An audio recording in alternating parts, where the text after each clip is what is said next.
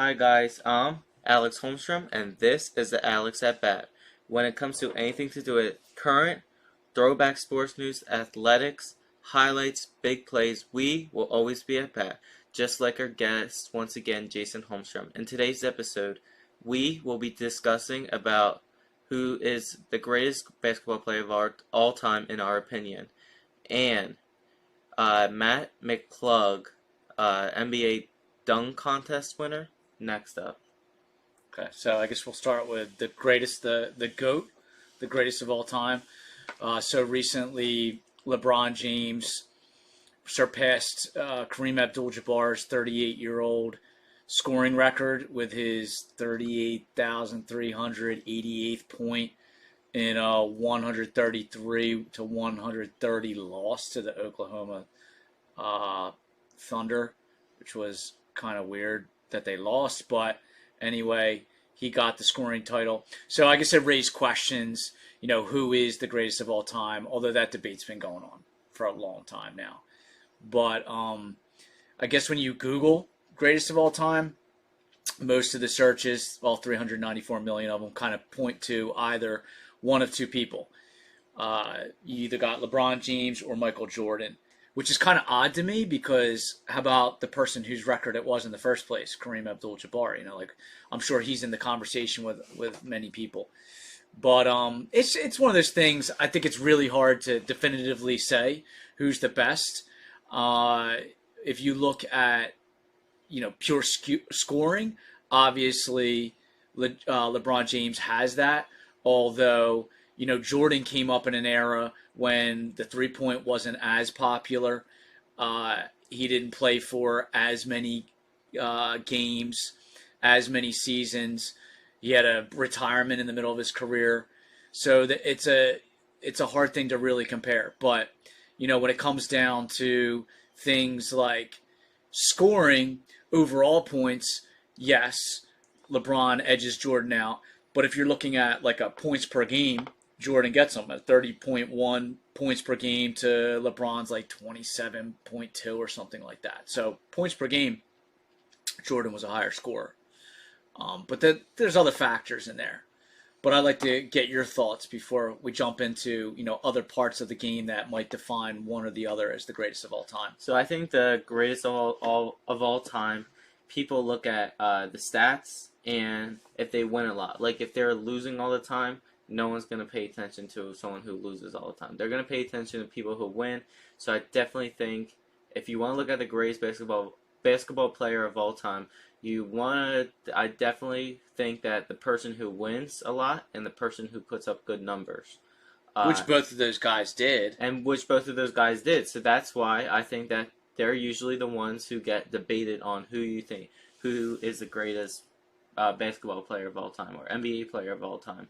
Okay, so if we're going by like the championship metric, who won the most championships? Do you know how many LeBron James won? He won like 5 or 6, right? No, he won 4. Oh, he won 4. Do you know how many Jordan won? I think he won like around 5. I think he won 5, right? He won 6. Oh, he won 6. So if you're going purely by the number of championships, you got Jordan with 6. And then stats is the next thing. Like who put up better stats? Well, let's not go to stats just yet. Well, these are stats in and of themselves, but let's not go on from championships yet because that one kind of is interesting to me because it becomes, if you look at 6 championships for Jordan to LeBron James's 4, objectively you're saying to yourself, okay, Jordan is the greatest of all time when it comes to who's just a pure winner. Who brings wins home, championships home. But then if you start to dissect that and look deeper, you see James won 4 championships with 3 different teams. So that means pretty much everywhere he goes, he brings home championships to those teams. He made more appearances in the finals. I think he appeared in the finals 10 times. 8 times consecutively with both the Heat and the Cavaliers.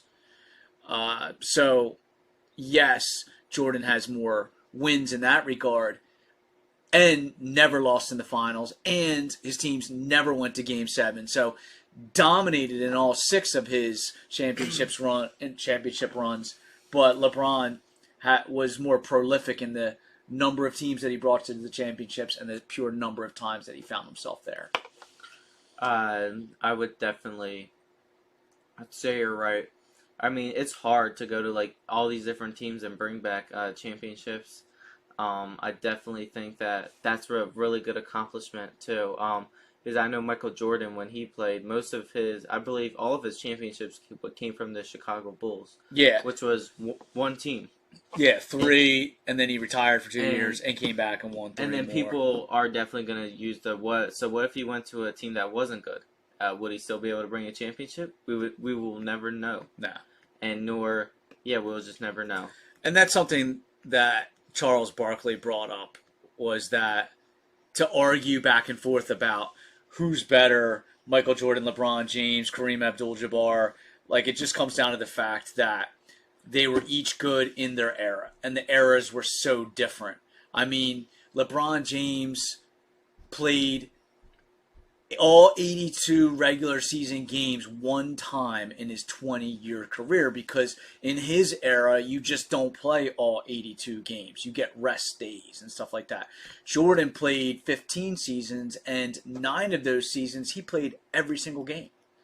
So, you're talking about you're trying to objectify 2 very different people in 2 very different, well, I wouldn't say very different. They're both amazing players, obviously, but in 2 very different eras and 2 different strategies. And definitely, and I know we're not talking about football. I just want to bring this up. It's like this situation is kind of like comparing like Joe Montana to Tom Brady. Yeah, absolutely. And it's definitely, and they both, the same thing like LeBron and Michael Jordan, they both played in different times era.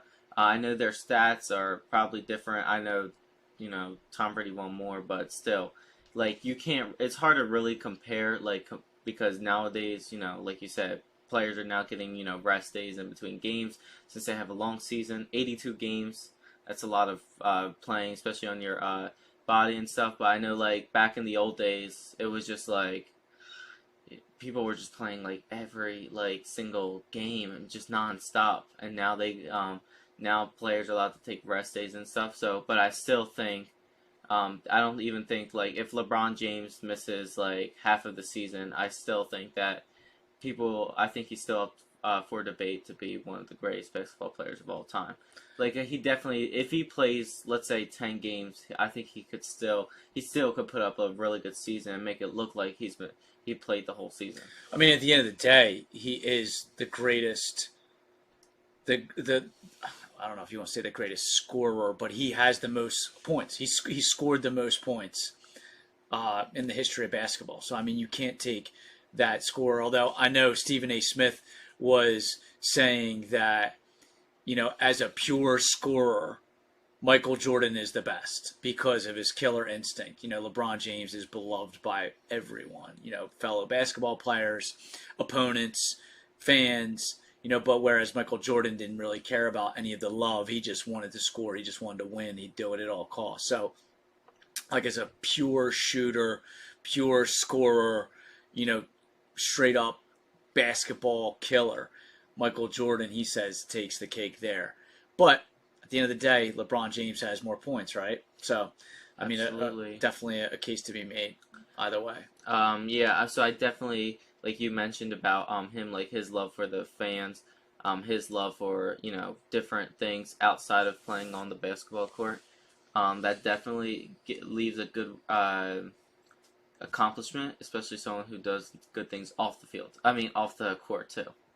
Like that's definitely will make LeBron James more noticeable, especially inside his community if he's beloved by fans. He does a lot of stuff off the field, and that's definitely, those people will probably get talked about more than people who just do great things on the field but don't do anything else off the court. Right. No, I know what you mean. And then 25 years from now, you're not going to have a Scottie Pippen coming out saying how much he despises LeBron James, or a person like Scottie Pippen coming out saying how much he despises LeBron James, and like he did in The Last Dance, series, on Netflix, where Pippen was just, you could tell that there was that underlying tension that had been there for years kind of bubbled to the surface, and you got that feeling from a couple players. Michael Jordan wasn't necessarily, he certainly wasn't loved, and I don't even think he was particularly liked. But with James, I think that if you're talking a more well-rounded player and what he brings to the game as far as accessibility and relatability and the beloved nature of what he does. So I guess you get points for that. I don't really know. Some people really don't care. I guess I do as a more casual fan. Absolutely. So I definitely sort of realized the people who obviously weren't born around Michael Jordan when he played in the league. Just old heads like me, right? I guess we could say that. But everyone nowadays, young kids these days, all they hear about how great Michael Jordan was on the basketball court. But I definitely felt like people who are older now are definitely know more about what he did off the basketball court too. Because everyone was like, oh, well, like the golfing and the gambling, or I mean, not him, doing the really he wasn't really loved by fans or anything. Oh. That's what kind of more people don't know. I mean, nowadays people love Michael Jordan. They're buying the shoes and all of that. But I would definitely say, no, I understand what you're saying. I mean, I guess I grew up in that era, so he created a brand like no one. I can't even think of an athlete prior to him creating a brand like he did with Nike, the Jordans.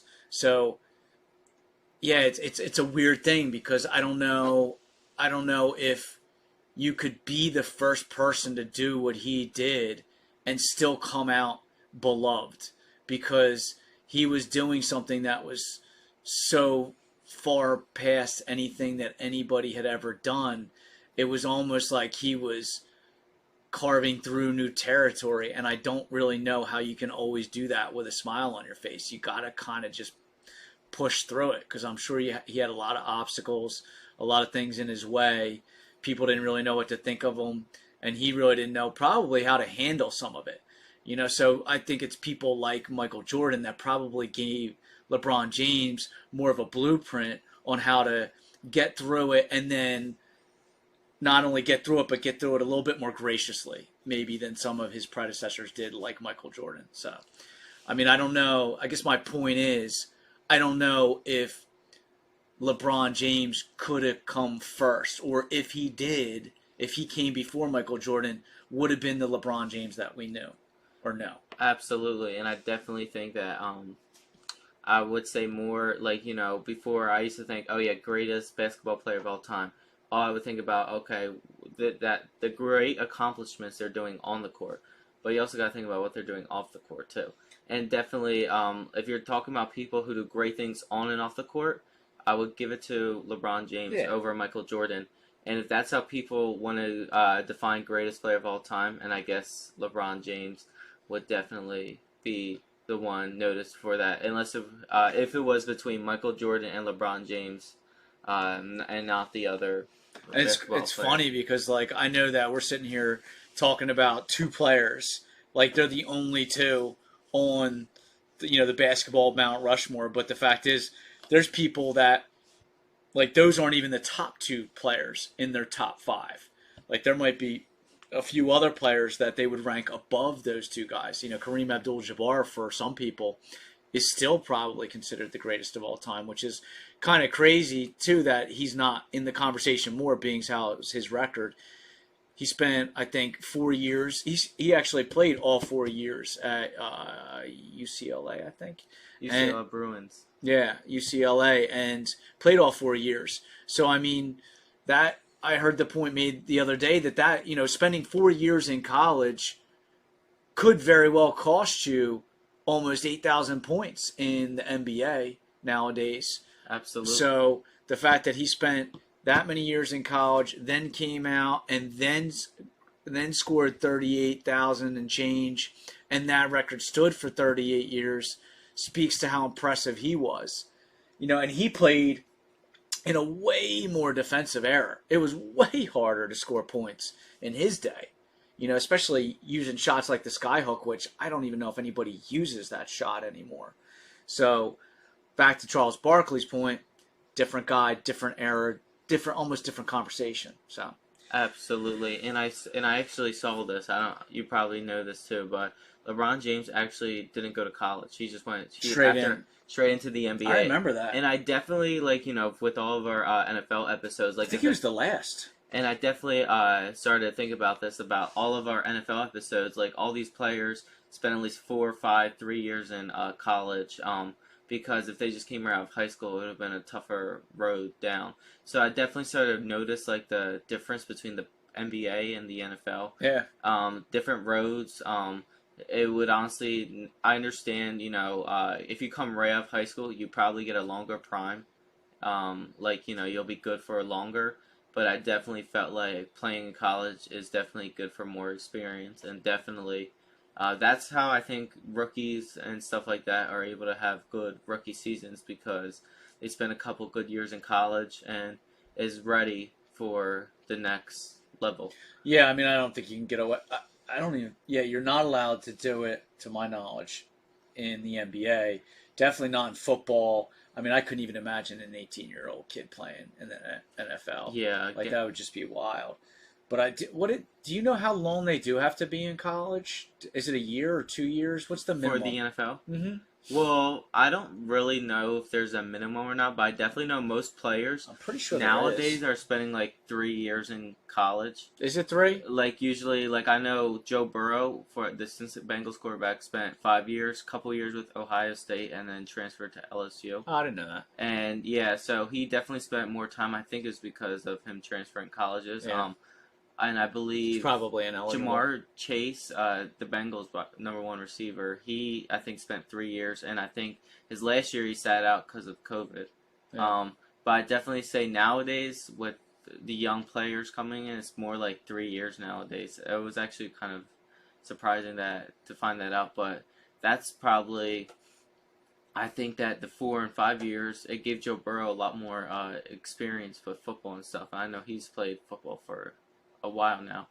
I know he went to Athens High School, I believe it was called. So I definitely know he had more experience when he came into the NFL. Yeah. Well, switching gears back to NBA and somebody that did spend a couple years in college before going into the NBA, this new guy that the Sixers have that we're kind of excited about, Matt McClung. And he came in. He has a 2-way contract with the Sixers, meaning that he can go between the Delaware Bluecoats, the G League team, and the 76ers.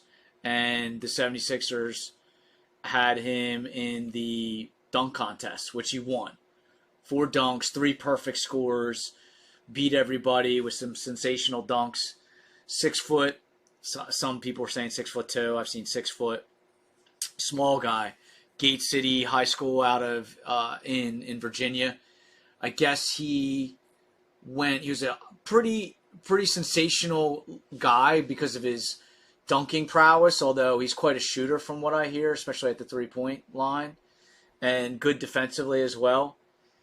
But yeah, it's an interesting situation with him too, because I'm curious to see what becomes of him now that he's been on a national stage and went head to head with some of the best dunkers that the NBA has to offer. So I don't know. What are your thoughts on Mac McClung? So surprisingly, I've never heard of Matt McClung after he won the NBA dunk contest. And I don't think nobody other has. I don't think anybody else has either. Yeah. But I looked at his games he played. And the last time he played was during the preseason. So yeah, he had like a game. I think he's like literally played in 2 NBA games. I think one was with the Bulls or something like that. Yeah, it looked like it. And I looked at his career stats. He has less than 5 points, I think. What in the NBA? In the NBA, yeah. Like career stats. He's been kind of a journeyman, like, because I think he came out of high school. He was almost. I mean, he's very highly touted. Had like 26 points per game. Scored like 47 points in the Virginia State Championship final.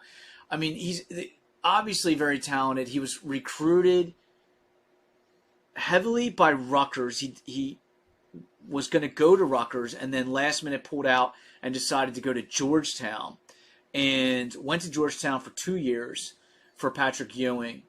Decided that wasn't for him because he wasn't getting the point guard role that he wanted. He wanted to be, kind of more running the floor, and they weren't given that. I guess Ewing had recruited a whole bunch of guards in his recruiting class. So they were very guard heavy. A couple other guards actually left that program around the time McClung did too.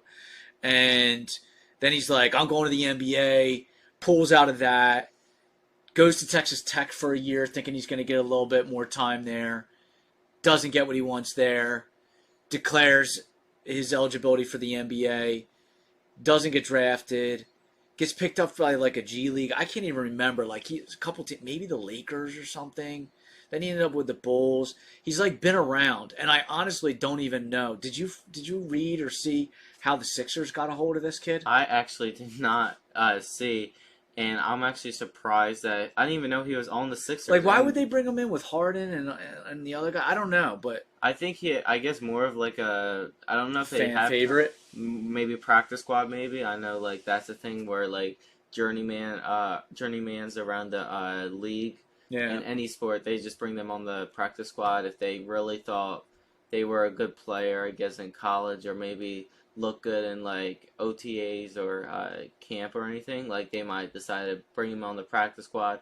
But I actually didn't even know he played for the Sixers until I saw the NBA dunk contest, and then they were like Matt McClung for the 76ers. I'm like, I never even knew. I never knew this guy because all we would hear about in the Sixers is James Harden, Tobias Harris, Embiid, and those were like the three people, and you really never heard a lot about the other guy. And Matisse Thybulle, but he's no longer on the team.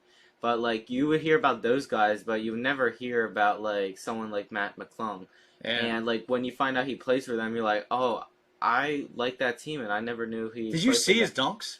I didn't even see his dunk, but I just found out he won. You gotta see these things. They're freaking amazing. Like, yeah, but I only saw the one guy's like the one time he has this guy. There's a guy on another guy's shoulders, and the guy that's on the fella's shoulders is holding a ball in the back behind his head.